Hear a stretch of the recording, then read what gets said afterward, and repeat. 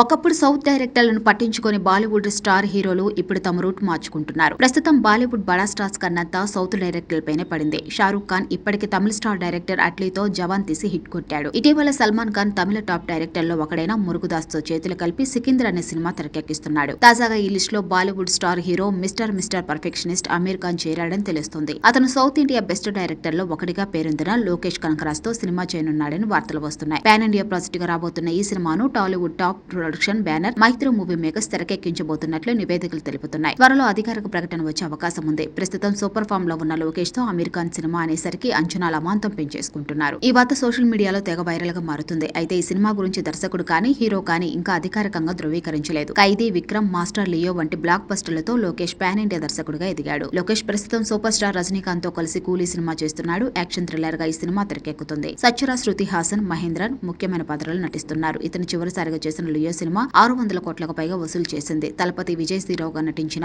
ఈ సినిమా తన కెరీర్ లో బిగ్గెస్ట్ హిట్ గా నిలిచింది. మరోవైపు అమీర్ ఖాన్ తారే జమీన్ పర్ సినిమాకు సీక్వెల్ గా వస్తున్న సితారే జమీన్ పర్ అనే సినిమాలో నటిస్తున్నారు. చివరిసారిగా అమీర్ లాల్ సింగ్ చద్దా చిత్రంలో నటించాడు. అద్వైత్ చంద్ దర్శకత్వం వహించిన చిత్రం 2022లో రిలీజ్ అయి డిజాస్టర్ గా నిలిచింది.